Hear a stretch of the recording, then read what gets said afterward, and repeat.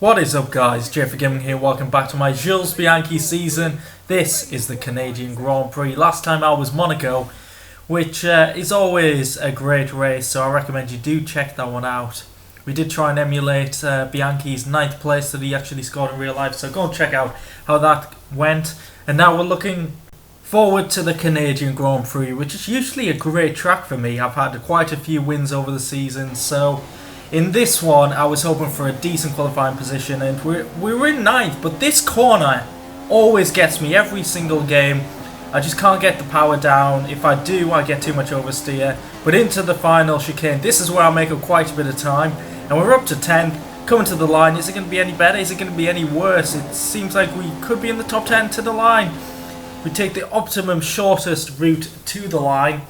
And let's see where we did end up. 10th position. Very happy with that. 1.8 off the lead. So, we're in a great position to get some decent points here at the Canadian Grand Prix. Hamilton's taken the pole position from Rosberg. The usual big gap to 3rd. But yeah, we've separated the McLarens. So, we could be fighting them in this race. Any higher would be brilliant. And it'd be great to get some more points. I think we're on 22 so far this season. Sadly, we didn't get any last time out in Monaco, but it's a sunny day, which is what we need, and it'll be a one-stop race. Seems like the options can run past halfway, so we have a bit of flexibility with the strategy in this race. So a decent start is essential. Not much of a run to turn 1, so we might be saved in that sense. 5 lights, and the Canadian Grand Prix is off. We once again don't get a great getaway. Let's see if we can make up any positions. Magnussen's passed. We'll have to go for a bit of a dive bomb. Look at Hulkenberg go. Look at him go. We're following through this gap here between Raikkonen and the Force India. This is another place where I don't get great traction. There's 2 traction zones, which are horrible on this track for me. But we're up to 9th. We've actually made a position from that. And let's see if we can pounce on the Ferrari ahead of us, which looks slightly slow at this point. So we're going to go for the move up the inside. And we've got it done. Slightly corner cut, but Raikkonen's still there. He gets the position back. But yeah, he's dropped off the top 7. So he hasn't had the greatest start. And behind me there's a great big gap as well. But it looks like we're going to look for it up the inside. And yeah, bit of a corner cut, but I kind of had to do it. Otherwise, I think me and Raikkonen might have made contact.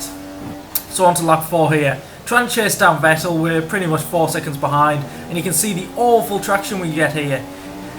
It's so annoying because I can't get the power down, and if I do, I always get a load of oversteers. So Raikkonen's right on my tail. We're going side by side through here again. This time I don't corner cut, but I defend my position. Still in 8th, but we don't seem to have enough pace to catch up to the top 7. So we potentially could settle for 8th unless something happens. So we'll wait and see if anything impressive happens. But we actually did catch up to the top guys ahead of us. Alonso, Vettel, and a few other cars are battling very hard indeed, and it's allowed us to catch up. Look, we're only 1.8 seconds behind.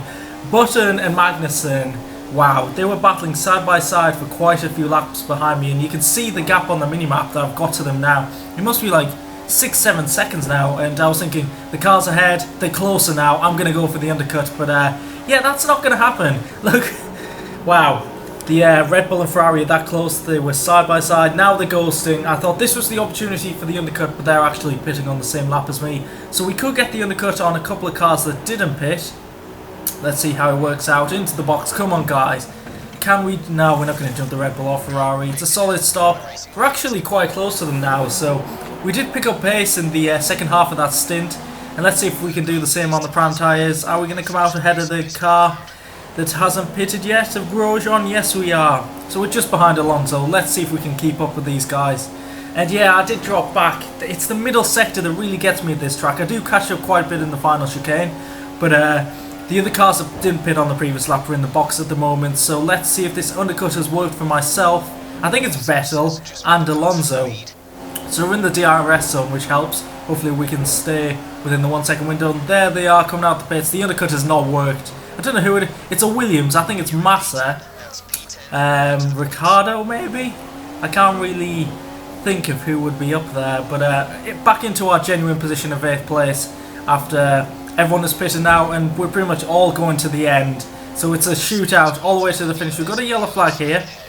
Is there an incident ahead? Can't really see anything at the moment. But the flag has gone. No, it's back. There's more yellow flags. And that's Ricardo. Ricardo's gone up from wing. That's Grosjean. They must have come to blows. Let's see what happened here. The Red Bull has come off worse. And Grosjean moves ahead of him. That's so unlucky for Ricardo. He had nowhere to go. And that's pretty much his race over. It put me off that much that it made me cut the corner. So yeah, we've got a position from Ricardo. And it seems like that could be the only way we make up positions at this moment, because I've got a feeling the 3 cars ahead of us might pull away. But yeah, Grosjean's definitely helped us out there, and it's gained us a couple of points so far. There's a yellow flag. Ricardo's moved down slightly further down that straight, so I don't know if someone else hit him.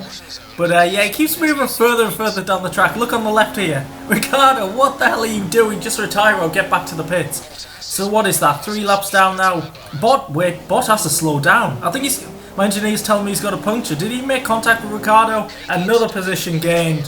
Thank you, dumb AI. You're really helping me out. Let's see if we can gain anything else. So we're coming on to lap 17, and you can see ahead, Alonso is going for the move on Vettel up the inside into turn 1. These two, hopefully they battle hard. They're making contact there, so they're holding each other up. And this is giving us a shot to catch up. Wow, we could get on the podium here. Hopefully Massa gets involved in this battle as well. Alonso's past Vettel, but we are closer than ever. So with about 1.5 laps to go, can we get into 5th position or higher? That would be absolutely fantastic, considering our pace wasn't the best earlier on. But yeah, you can see I try and put the power down and just so much oversteer. You can tell that the AI have traction control on, especially in that corner. So we're coming on to the final lap. Getting a pretty good run out the chicane. Are we going to have a shot into turn 1 of Vettel? We do have DRS, but obviously he'll have DRS to defend. I think we're probably too far back here, so we're going to have to wait till later on in the lap. But as you know, I mentioned it before, the middle sector isn't the strongest for me, but we're closer than we have been before. And I was thinking this is the opportunity into the hairpin dive bomb. And we go for it on the inside of Vettel. We don't make contact and we've made the position. What a fantastic move. We were slightly out of control there, locking up.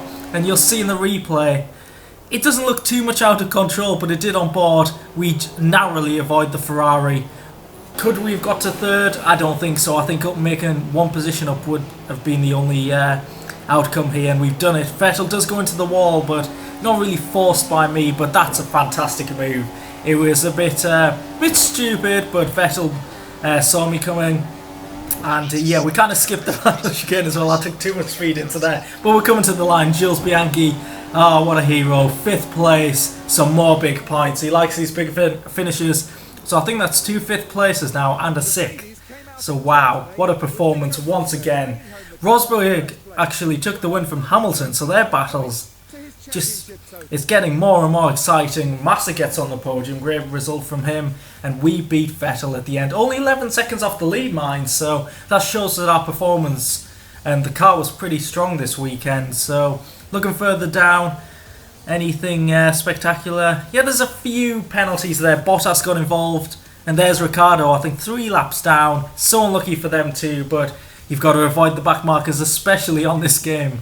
So, driver standings, Rosberg's got a 17-point lead in front of Hamilton, and we look down to us, we are solidifying our 9th position ahead of the McLarens. If I can beat Jensen Button, I think that would be a great achievement. Top 9, I don't think we're going to catch up to the top 8 at all. The Williams, Red Bull, Ferrari and Mercedes are far too quick for me.